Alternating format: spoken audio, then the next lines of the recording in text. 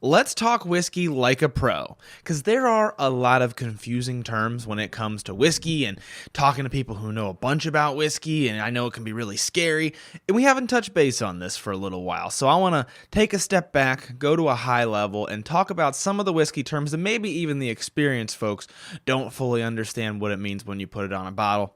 We're going to keep it kind of high level. We're going to keep it conversational so that I'm not just digging into a bunch of laws that nobody cares about.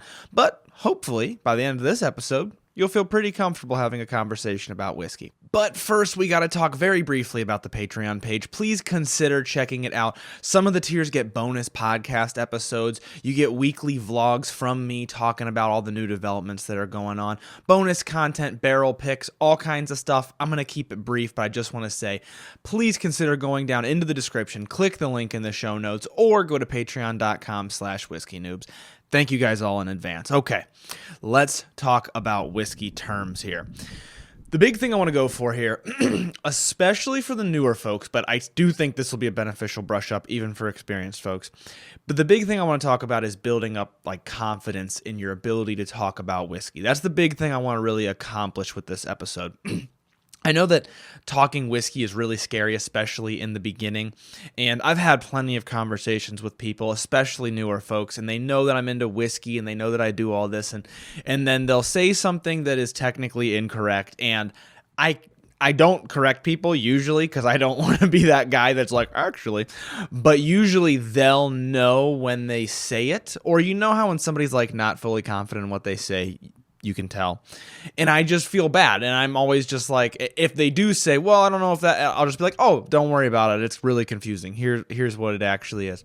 And so I want to avoid that. I want to help you guys to avoid that. I want to make it easy when you're talking to people about whiskey, especially if you have somebody who's not quite understanding. Sometimes there are people in the whiskey world who are a little bit snooty. They're not the most understanding. Or maybe there are people who are into whiskey who are intimidating to you. I'm thinking father-in-laws, bosses, coworkers who are really important, or maybe they're your equal, but they intimidate you, something like that. It's very common in this space. So let's just talk about some terms that will help make you a little bit more confident while you're talking about whiskey. I think this will help make it easier for you to get into the community, especially if you're new to the community. But it also helps you know what to buy, and it helps you when you're trying different bottles and you don't remember what each term means, so you don't really realize that one that you liked was, even if we go all the way up to the top level, you don't know that thing that you liked was bourbon, or you don't know that it was scotch and you think it's bourbon because you know bourbon's super popular in the United States. Not knowing the right terms can cost in those areas. And so I want to really try to help with that. I also want to say, though, I just mentioned all the intimidating scenarios that you might come across. But in general, don't be intimidated to talk about whiskey and to use terms way incorrectly. I even do it all the time. It's conversation, right? So most of the time that you're talking to somebody, you're not being interviewed by them. It's not like it's life or death whether or not you get the terms right. So don't be worried about it. Don't be discouraged by it. Definitely, I'm going to throw a bunch of terms at you in this episode. Don't let that discourage you. You don't need to know these by heart to have a conversation. I'm hoping that this will give you a passing familiarity with them. But especially if you're talking to a whiskey nerd like me, first of all, you can just ask. You can just say, what does that even mean? Or you can say what you think you know and then say, wait, did I use that right? Or whatever. Because if you're talking to a whiskey nerd like me, I'm going to be thrilled to talk to you about it. I'll be like, funny that you asked the difference between barrel proof and full proof. Let's talk about that. And I'll be thrilled to talk about it. So, and I know that goes for a lot of the people that I talk to. Obviously, in my time in this space, I've gotten to know a lot more creators. And I think like creators are obviously very intimidating, right? Because a lot of them have followings, and it's scary to talk to them, and you think they're going to be full of themselves. And maybe there's a couple who are, but most of the ones that I've met they have that same personality as I do, where it's like, I'm glad you asked. Let's talk about that. So don't be intimidated by that. But it is good to have a passing familiarity, and then that can at least maybe help you know what questions it is that you need to ask. So let's talk about them. And I'm going to base most of what we're going to talk about is going to be conversational. It's going to be, here's what this probably means if somebody brings it up. There are terms in here, a lot of these terms even, where I could get technical. I could dive into the laws. I'm going to talk about what bourbon is versus scotch. And I could say, well, bourbon has to be this proof when you put it into a barrel, this proof when it goes into a bottle, this proof coming off of the still. But that's not what we're here for. There are other episodes for that, and I've talked about the different types of whiskey and some of these different terms ad nauseum. This episode is more for conversation. You're at a cigar lounge, you're talking about whiskey. This is what the person probably means. You're at KBF. I think this episode should come out right after KBF. You're at KBF, you're talking to somebody. This is what they probably mean. Your boss at work, that sort of a thing. So I'm not going to get super technical into the laws, and I might even say some things that are too vague and legally speaking, not the legal definition of what something is, and that's because I'm more so talking about colloquially. I'm talking about what people mean when they say the thing. So I want to just make that abundantly clear. If you want all the legal jargon, legal definitions, like I said, there are previous episodes about it. I've got episodes, I think one is called The Different Types of Whiskey, that's like legal definitions, and some colloquial stuff. And then I've got like episodes specifically on what bourbon is, what scotch is, those sorts of things. So those do exist. That's not the point of this episode, is what I'm trying to communicate. So I'll try to keep it high level, try to keep it easy, light, fun, give some examples, that sort of a thing, and not just make it me reading off a dictionary to you guys. It shouldn't be. If it is, I'm sorry. Let's talk about the different types of whiskey, okay? So like I said, this is going to be high level. We're going to talk about different categories from different areas, but also different categories within the same area. So just as an example, you've got bourbon, you've got scotch, Irish whiskey, Japanese whiskey, Canadian whiskey. What do all these mean? In general, bourbon is a specific type of American whiskey. So it can only be made in the United States of America and has specific things that it has to meet. In general, it's not going to have lots of different flavorings and things going on to it. We're talking about something, if it is a bourbon and not a finished bourbon, we'll get to finishing here later, it's going to be oaky. It's aged in a brand new oak barrel. That's what bourbon is. It's a specific type of American spirit. Scotch is a specific type of spirit from Scotland. Arguably the most popular by far in terms of whiskey. You can make other things in Scotland, but if you're talking about a whiskey from Scotland, you're probably talking about Scotch. Then you've got Irish whiskey. That one's right there in the name, so I don't think it needs too much description. It's a whiskey made in Ireland. There are specific rules for it, but that's what we're talking about. Japanese whiskey, same thing, right? So some Japanese whiskeys are very similar to Scotches. Some of them are very highly inspired by Scotch whiskeys, but in general, we're talking about a whiskey from Japan. Then you've got Canadian whiskey. I think the name is self-explanatory, but there's an extra kind of caveat with Canadian whiskey, and that is that some people just call it rye or Canadian rye, and rye is used kind of interchangeably with Canadian whiskey. That is because of the history of it, but rye whiskey in the United States is something different. There are different sets of laws. So a lot of times, especially in the U.S., if you're talking to somebody about rye, they're talking about American rye whiskey, which has its own set of rules. Bourbon in the United States needs to be made with at least 51% corn. Rye whiskey within the United States needs to be made with at least 51% rye. And for both of those, they're probably going to be a lot more. So like bourbon's probably going to have in the 70% of corn in the mash bill. Rye is probably going to have 70s, a lot of ryes. A very common practice is 95% rye, 5% malted barley. Very common. Sometimes 100% rye. So American rye, Canadian rye, two different things. But in general, if somebody's calling a whiskey by the nation that it comes from, that part's kind of self-explanatory, so I'm not going to linger on it too long. Then within the U.S., so we mentioned that we've got bourbon, 51% corn, usually a lot more. Rye, at least 51% rye, usually a lot more. Now we've got American single malt. That's a newer category that they just established some legal definition for. In general, we're talking about something made with malted barley in the United States of America. A lot more specific rules than that. Here's what you need to remember about that, is that from Scotland, Lots of single malts come from Scotland. Scotland is known for single malts. So you've probably heard single malt Scotch whiskey a lot in the media. And all that means is there's a lot of rules that go with it, as there are with everything. But in general, it means it's made with nothing other than malted barley. That's the only grain in it. And the single in the name doesn't actually mean only malted barley. It means single distillery. So it's made with nothing other than malted barley, and it's only made at one distillery. It's not a blend coming from different distilleries. There's other things that you have to do to be a single malt, but that's the most important. And so those are going to have that malty kind of bready flavor. And then in the United States, American single malts are on the come up, which is a very similar thing. The U.S. is kind of putting our own spin on it. And of course, with the different climate, you get different aging, and so you get different flavors. So an American single malt is going to be kind of that same idea. You're using malted barley. It's from one distillery, but it's got its own different things going on with the flavors. But in general, what I want you to remember is from Scotland, you've got single malt. From America, you've got American single malt. So now it's a little bit more confusing because American single malts are pretty new. Then you got this general category that's just American whiskey. And American single malts, bourbons, American ryes, they all fall under the American whiskey umbrella.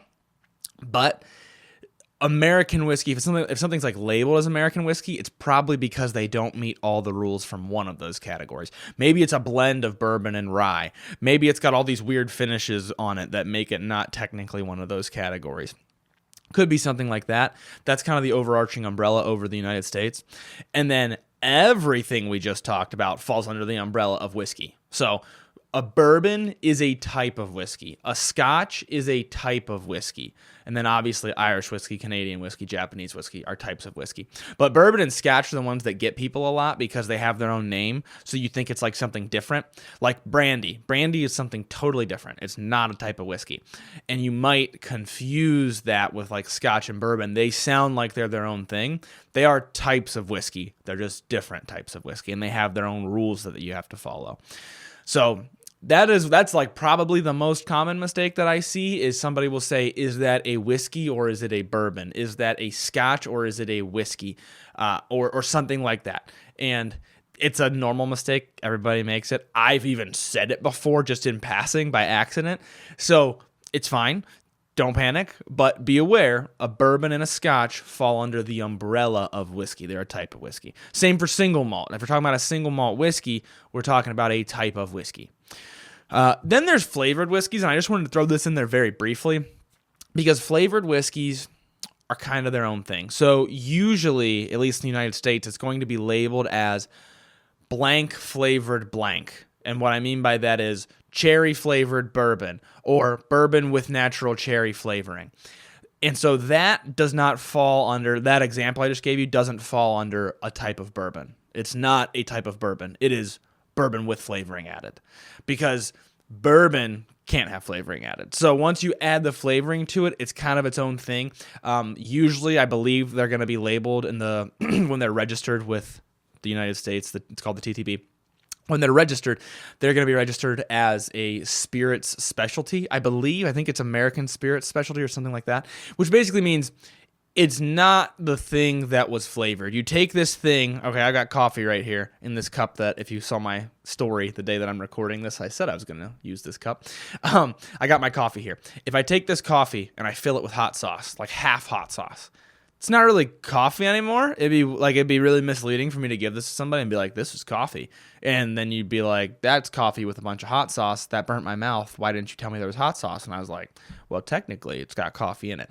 It's the same idea. So like that would no longer be coffee. It would be unfair to call it coffee. For the same reason, once you take a bourbon and you add blackberry flavoring, let's just say, it's no longer a bourbon. It's a bourbon with blackberry flavoring. Just like this would be a coffee with hot sauce mixed into it. So it's important to note that. And then also when you're talking to a lot of whiskey lovers, there are different types of whiskey lovers. I drink flavored whiskey sometimes, but a lot of times people are not talking about flavored whiskey. So if somebody's like, I got this collection, I've got Blanton's, E.H. Taylor. I was just talking to a guy who was really into Buffalo Trace yesterday. So that's why it's top of mind. I got all these things, they're probably not going to get super excited about like Crown Royal Blackberry, most likely. But maybe they will. There are different types. But I just wanted to throw that in there to let you know it's kind of like It's almost like if you were into cigars and somebody was like, "Yeah, I'm really into vaping." It's like, well, that's kind of a different thing. And the way that metaphor kind of falls apart is that I'm not trying to put flavored whiskey below real whiskey, like actual bourbon or whatever. I'm just trying to say that it's usually two different groups of people that enjoy those type of things. That's what I'm trying. We got there eventually. That was what I was trying to get across. We got there. Okay, so that's what I was trying to say. But I enjoy both sometimes. The vast majority of what I have is not flavored. So. Okay, let's dig into labels, because labels are confusing, right? You go to the liquor store and you're like, oh my gosh, there's so many different things on this label. I have no idea. What does all this stuff mean? How do I read it? How do I know if that means I'm going to like it or not? I'm going to try to break it down relatively briefly.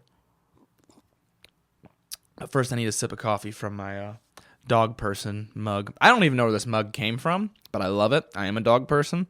It might be a hair feminine because it's kind of got light colors on it, but whatever. It's a cool mug, and it holds a lot of coffee. That's what's more important.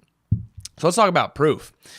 I'm not going to touch on this super long, but I'm going to briefly touch on it. So proof is another way of measuring how strong an alcohol is. Real common mistake that I see is people don't know what it is, and they don't know how it relates to the strength of the alcohol. Proof, especially in the United States on a label, that the problem is there's historical differences, and proof has meant something different before, but now it means something. Usually, if you're buying a bottle of whiskey, proof is just double the percent alcohol by volume.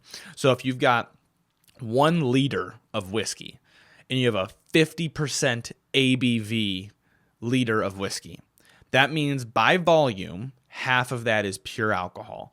And then the other half is all the other stuff, water, the not actual added flavorings, but like the natural compounds that flavor the whiskey. So that means if you have a liter of 50% ABV, that means that it is 100 proof. And both of those distinctions mean that you have a half liter of pure alcohol and then a half liter of the other stuff, most of which is going to be water, but there's compounds that come from the barrels and from the different processes that add all the nice flavors to it. Like, that's why something distilled with corn tastes different than something distilled with barley. There's different stuff in it. You're not stripping everything away when you distill it, unless you distill it really, really, really high alcohol off the still, in which case you end up with less of those compounds to keep that flavoring in there. That's what proof means. Historically, it has meant different things, and it has not been exactly double the percent alcohol by volume, but the thing I want everybody to remember is proof is double the percent alcohol by volume. So proof maxes out at 200 proof. You're not going to find a whiskey at 200 proof because it's going to lose all of its flavor at that point. It's just pure alcohol, but that's what proof means. Single barrel and small batch are somewhat, controversial terms. So, small batch is probably the most controversial. So, in order to understand what a single barrel is, you need to understand what a small batch is, or you need to understand what batches are. And small batch is a type of batch. It's a small version of it. So, when you make a whiskey, usually you make a bunch of different barrels, and then you take all those barrels and you blend them together to get a consistent flavor. So, great example is Maker's Mark, and I'm only bringing it up because I've toured that distillery and I know their process a little bit. So, they crank out an ungodly amount of barrels every day. I don't even know how many, to be honest with you. They take all those barrels, they put them in the warehouse, rick house, rack house. We're going to get to that term too. And then they age them for a certain number of years. I think it's around 7, if I'm not mistaken. I think it's like between 6 and 8. So when those barrels start to hit maturity, they're tasting them. They're seeing what they taste like. This barrel has a little bit more of this. This barrel has a little bit more of that. Then they take a couple hundred, I believe Makers, if I could be wrong about this, I think they said it's about around 250 barrels per batch. They take a couple hundred of them. They blend them all together. And then they get this really consistent flavor. And then they taste it and they say, there's actually like approvals like, yes, this tastes like Maker's Mark. It tastes like the thing we're trying to sell. And then they sell it. And then they put all that blended together into bottles and sell it. That's a batch process. So small batch typically just means that it is a smaller batch. There's less barrels going into it. That a lot of times that's meant to make it seem more craft, and maybe it is because it's a craft distillery. It's a very small distillery. Sometimes they kind of want to indicate like, each batch is going to be a little different. So like I mentioned with Maker's Mark, their goal is to have every bottle taste exactly like Maker's Mark. They want them to taste the same. Some, especially craft distilleries, they want each batch to be a little different. They're like, oh, that batch came out really nice. That batch came out, not as nice, I guess. But they want people to see the differences between the batches. So that's what small batch indicates, but it's not regulated. So you can throw small batch on just about anything as long as you're using a batch process. Like it's a small batch. So it's not a regulated term, but that's what it means. Single barrel. So now that you understand the batch process, you blend all these things together, you get a consistent flavor, and you sell it. Single barrel is the opposite of that. It means I took this barrel, which it started because it was this barrel tastes better than the others, so let's sell just this barrel. So I took this barrel, maybe I watered it down, maybe I did not, and then I put it just into bottles and I sold it. Filtering if you need to filter it. If it's below a certain proof, it has to be filtered. So, or it usually is filtered. So you took that one barrel, you filtered it down. That's what single barrel means. I don't know why I said filtered it down, but you put it into bottles and you sold it. You get what I'm trying to say from that. Single barrel, if I'm not mistaken, also not regulated. So there has been some trickery on the market to try to change the way that term comes across. But most of the time we're talking about a single barrel that was then put into bottles. And that all started from Blanton's. Blanton's at least claims the credit for that. Then you got a term called cask strength or barrel proof or barrel strength or full proof. So this is a confusing one. All of those mean the same thing, except sometimes full proof doesn't mean the same thing. So if you've got cask strength, barrel proof, cask proof, any combination of those words, it means that they took it out of the barrel or the cask. They did not water it down, and they put it into bottles. Maybe they filtered it. So a lot of times they won't, especially if it's barrel proof. Maybe they filtered it, and then they put it into a bottle, and then they sold it. What full proof means, some brands mean barrel proof. Other brands don't mean that. So you have to kind of look it up if it says full proof, but the classic example of this is Weller full proof from Buffalo Trace. It does not mean cask strength. It actually means that they put it into a barrel. As it's in the barrel, it ages, it gains a little bit of proof. Then, when they go to put it into a bottle, they water it back down to the proof that it left the still at. So it comes off the still, I think it's 114 proof. It sits in the barrel. It might go up to 140 proof. It might go up to 150 proof while it's aging because water evaporates out of the barrel. Then they're going to take it and they're going to water it back down to 114, which is still strong. When I say water down, I just mean dilute it a little bit. And then they have that consistent proof all the time. So that could be what full proof means sometimes. If I'm not mistaken, Green River full proof is a cask strength version. It's not watered back down to the still proof, if I'm not mistaken about that. So those terms, but just keep in mind, like all those terms typically mean the same thing, except full proof sometimes means something different. If you have straight on a bottle, this one is confusing and it's often confused, but straight, there's a certain set of rules that a straight whiskey has to meet in the United States. And most of the time it's going to be in the U.S., at least in my experience. So I would worry mostly about the U.S. Straight rye whiskey, Kentucky straight bourbon whiskey, or just straight bourbon whiskey, or a blend of straight bourbon whiskeys. What that means is straight indicates, first of all, that it's not adulterated, that it doesn't have stuff done to it, but most importantly, it indicates that it has to be at least 2 years old. So if you want to call a bourbon a straight bourbon, it has to be aged at least 2 years. Common misconception is that bourbon is at least 2 years old always. It's not. If it's just a Kentucky bourbon whiskey and not a Kentucky straight bourbon whiskey, I don't know why I threw the Kentucky in there, because that's another common misconception. Bourbon doesn't have to be from Kentucky. So let's just say it's a bourbon whiskey and not a straight bourbon whiskey. It could be 6 months old. It could be less than that. There's actually not a minimum, but if you go below 2 years, a lot of times it doesn't get those nice flavors from the barrel and it's super noticeable. I mean, the difference between a 2 year and a 4 year is very noticeable. So less than 2 years, it starts to get into shady territory. So most bourbons that you're going to see are going to be straight bourbons, or rye whiskeys are going to be straight ryes. But that means it's aged for at least 2 years. Important thing to know. And then if it's not a straight bourbon, it might still be aged more than 2 years. Maybe they just didn't want that on the label, or there's some other reason. So sometimes a bottle will say it's X years old. So Weller 12 year. Elijah Craig, is there no. I'm thinking Knob Creek 9-year, Knob Creek 12-year, Knob Creek 15-year. If it has a year on the label, then it is at least that old. Emphasis on the at least, because you are not allowed. Remember I mentioned you blend barrels together? You are not allowed to take a 12-year-old barrel and put it with 5 1-year-old barrels and be like, it's a 12-year whiskey. That is now a 1-year whiskey. So if it says 12-year on the bottle, the minimum age is 12 years. And it might have older barrels in it as well, but you don't want to do that too much. Otherwise, like, you're not advertising it as old as it actually is. So keep that in mind as well. Now, if it says it's matured in blank barrel, if any type of whiskey, this goes for Scotch, this goes for everything, it says matured in, usually what you're talking about is that is the type of barrel that it was aged in. So maybe it was matured in virgin oak casks. That means it was matured in, the whole aging process happened in those virgin oak casks. Not to be confused with finished in. So if it is finished with Madeira casks, finished with port casks, what they usually mean there is that they took it out of whatever it was maturing in, and let's say it spent a really long time, 95% of its life in that barrel maturing. They take it out of that barrel and they put it in something else just for a little bit to give it like a specific flavor. Because a lot of times with finishing, if you go too long, it's going to get too strong. It's going to mess up the flavor of the whiskey, especially if you're finishing with something really strong. So if it says blank finished in blank, bourbon whiskey, Angel's Envy is a great example. Kentucky straight bourbon whiskey finished in port casks. So it started off as a Kentucky straight bourbon whiskey, which can't be aged in anything other than a new oak barrel. Then they took it and they put it in a port cask.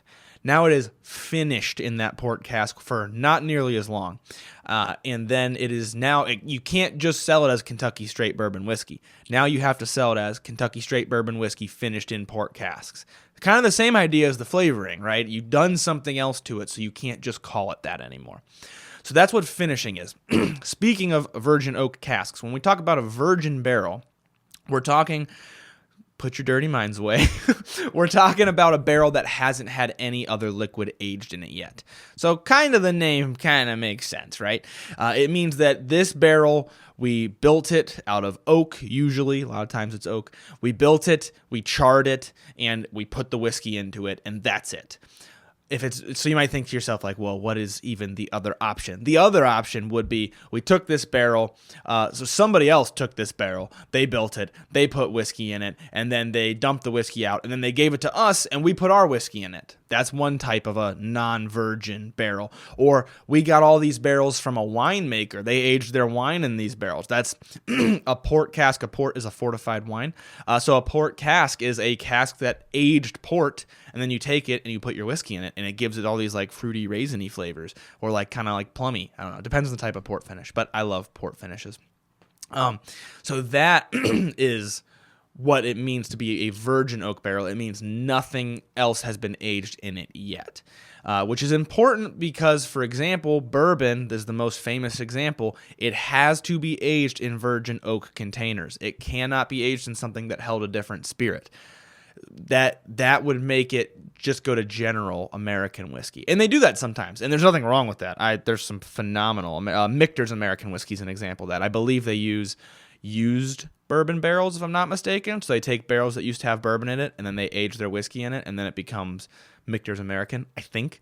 Fact check me on that. I say this all the time, I wish I had a Jamie, if you listen to Joe Rogan, to like fact check me. But you get the idea. The idea is that bourbon has to be in virgin oak. Virgin oak means it never had anything else in it.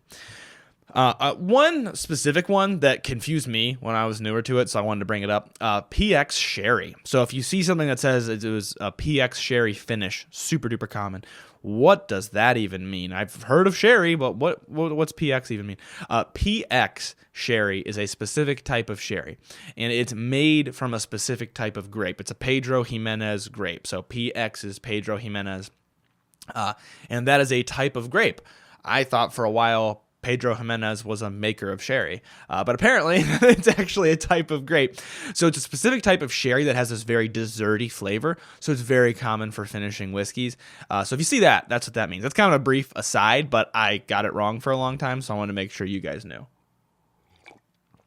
All right, a little bit more afternoon coffee to keep me kicking here. We're almost through the stuff on the label, I promise. But I think all of this is actually very beneficial. So I hope that you guys find that as well. Or maybe this is just one of those boring episodes that only the real nerds like myself are actually into. So I talked about single malts briefly, so I'm not going to keep on that, but just a quick reminder, it means it's made with only malted barley from a single distillery. There are other rules for American single malts, other rules for Scotch single malts. Not going to dive into those. You got single pot still. Little fun story about single pot still whiskey. Maybe you know what it means and you don't know where it came from. So single pot still whiskey is very, very common in Ireland. And the reason it's common in Ireland is for a while, Irish whiskey was made somewhat similarly to Scotch whiskey. Differences in the process, but it was the same idea. You take malted barley, you distill it down, you get whiskey. Well, eventually the taxes on malted barley got really high in Ireland, and it was very, very expensive to make a whiskey with malted barley. So the Irish, being clever, came up with this idea. We're going to take some malted barley and some unmalted barley. I'll describe what malting is here in a second. You take some malted barley, some unmalted barley, you mix them together, and then you create a whiskey called a single pot still whiskey. And once again, has to be from a single distillery. That's what the single in the name means. You could have a pot still whiskey that's not single. It's not from one distillery. But that is in general what it means. Malting just changes the character of the grain. So malting is something you do where you take the grain, which is basically seeds, right? It's basically barley seeds. It's the grain that you use to make like barley bread, right? You take that, you trick it into wanting to grow. You trick it into sprouting by wetting it down, certain temperatures, things like that. As soon as it sprouts, it does something. It changes it chemically. I want to say that's what helps with the enzymes for fermentation, but also it does change the flavor. That's what's really important. I think it converts some of the starches to sugars, if I'm not mistaken about the science behind that. Either way, it changes it. It makes it something that you can notice the difference between in a tasting. And then you stop that sprouting. So once it does that, you stop it so that it doesn't actually grow into a plant, and then you use that for your distillation. So that will give you a specific type of a flavor, but unmalted barley will give you a different type of a flavor. It's going to be a little bit more like grassy, whereas barley is going to be a little bit more bready, and you'll just hear the term malty. I throw that around a lot. It's like a term that you kind of get the hang of. If you've ever had malt, it is a type of flavor. You can put it in like a milkshake. But there's just like a bready, malty flavor that you'll attribute to a lot of single malts as you taste them, and then it's like, that's the flavor that I'm talking about. So two different types of flavors, but the Irish said, okay, well, we're going to cut our malted barley with unmalted barley and make a different type of whiskey, and so that became single pot still. And of course, as the name indicates, that comes from a pot still, because there's two different types of stills. There's a column still, which is the straight up column ones. They look exactly like a column. Then there's a pot still, which are the kind of unique looking ones. They are the logo, not the logo, but they're on the artwork for the Whiskey Noobs podcast. If you're listening to this podcast, the square that shows up on Spotify, that copper-colored thing in the corner, that is a pot still. It's a cartoon version of a pot still, but that weird shape there is a pot still, which usually keeps a lot more flavor. It doesn't strip as much flavor, but it also does different chemical things to change the whiskey. It's not like chemically changing it, but it's changing the composition of it. And then column still is a lot more popular for like bourbons, things like that, especially if you want to let the character of the barrel show through a little bit more. You're probably going to use a column still. If you want the character of the grain to show through a bit more, you're probably going to use a pot still. And then last but certainly not least, there's grain whiskey, maybe least in terms of popularity, or at least in terms of what I've had. I haven't had a lot of grain whiskeys, but grain whiskey is especially common over in Scotland, Ireland, even in Japan. And that just means that you use different grains. You're not just using barley. You're not just using malted or unmalted barley. You're using, maybe there's some corn in there, maybe there's some rye in there, different things. Very common in Canada as well. A lot of times you'll have a grain whiskey and then a flavoring whiskey, and you'll blend those together to get the flavor that you want. So grain whiskey just means that it's a mix of different grains, and it's not falling into any one specific category. A lot of times your grain whiskey is going to be distilled up to a higher proof, and then that is going to be kind of like in Canada, maybe it'll be flavored with a different whiskey, or maybe it'll be flavored more by the barrels, whatever is the distiller's going for. But that's kind of a more general term. A lot of times if a Scotch whiskey, for example, is not a single malt Scotch whiskey, it's probably a grain whiskey, or it's a blend of different whiskeys. So it could be a blended whiskey, which just means you're taking different things and you're blending them together. Johnny Walker, one of the most famous blended whiskeys out there. Monkey Shoulder, if I'm not mistaken, a blend of 3 different single malts. So it's not a grain whiskey, but it's a blended whiskey. And you have that a lot as well. And then lastly, some more general terms that might come up in conversation while you're talking to somebody, and you might be like, I don't know what that means. Once again, don't be afraid to ask. But mash bill. This one's not hard. I'm not going to spend a lot of time on it. It's just the recipe for the whiskey, specifically the recipe of grains that get mixed together to create the whiskey. So you're going to have a certain percentage of corn. I mentioned bourbon, 51% corn, right? At least, usually a lot more. That's in the mash bill. So your mash bill will be 70% corn, 25% rye. If I'm not too bad at math anymore, that leaves 5% for malted barley. A lot of times you'll have a little bit of malted barley to kick off that fermentation process. So that's your mash bill. It's the list of grains that go into the whiskey. And then you've got the term rickhouse, rack house, and warehouse. They mean kind of the same thing. There's subtleties. So like if you're talking about a rack house, it's going to be using like racks to store the whiskey. Sometimes you'll just put whiskey into a warehouse on skids, and usually you're not going to call it a rack house or a rick house anymore. But that in general, those 3 terms are depicting where the whiskey is stored while it's being aged. That's what somebody's talking about. Also, if you've never done a tour of a distillery, it just so happens to be the best smell in the entire world. If you go down, if you have the chance to go down to a Kentucky Bourbon Trail distillery, or even a distillery local to you, and you can stand in the rick house and you can smell it, it's the most phenomenal smell in the entire world. But don't worry about the subtle differences between them. I don't even know, like, somebody could probably be like, actually, this is what that means. It's where the whiskey's stored while it's being aged. That's what matters.